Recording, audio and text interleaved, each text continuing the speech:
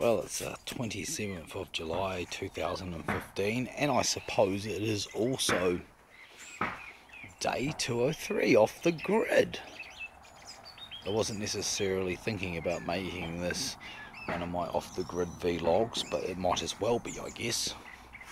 I did a mission into Levin today and got some stuff done in there, and had a hell of a mission trying to find some toothpaste, some child's toothpaste for the boys that didn't have fluoride in it.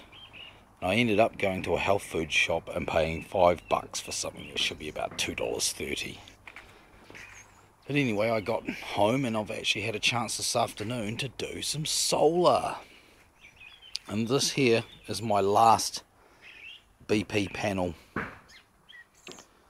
This was the one that had the fault under the glass head that I fixed, and I've already made a video all about that, so I'm not going to go into that. But I got it out today. I put these brackets back on it.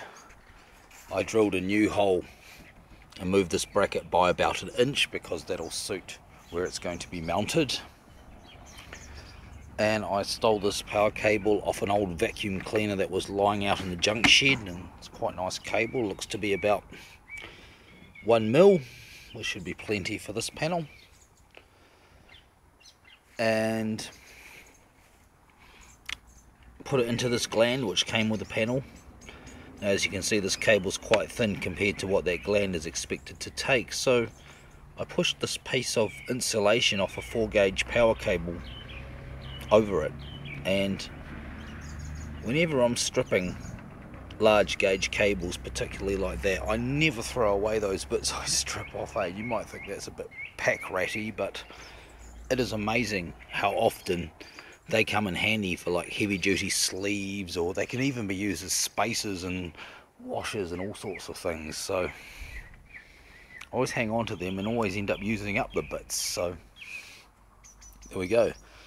That should maintain the water tightness. This is a real good force fit into there, and it's a real good force fit into there. So, you know, maybe wondering why I've drawn this dinky little symbol here. I hope you can see on the camera, or that diode. That's because this particular model has an inbuilt blocking diode. Yes, it's got the 2 bypass diodes in there, but it's also got a blocking diode fitted that you can choose to wire into the circuit or not. And I have chosen to wire it in because this is connected to a circuit that's got some panels on it that can get quite high when they're unloaded, and I don't want any back feeding into these panels, so I just sketched the symbol on there to show that I've employed the blocking diode.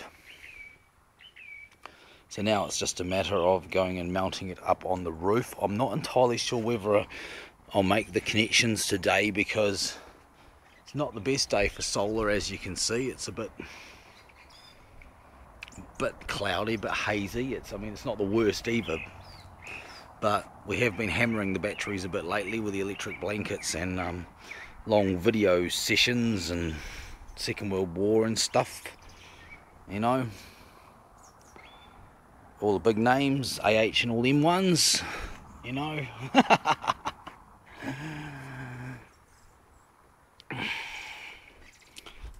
And yeah, the batteries have gone down a bit, so I really don't want to disconnect that circuit, because that circuit does provide, particularly at the end of the day, the lion's share of the charge current. So I'd rather just leave this until tomorrow morning, or even I might connect it once the sun goes down if I've got enough light up there. So I better carry on, and I guess that'll do for today's off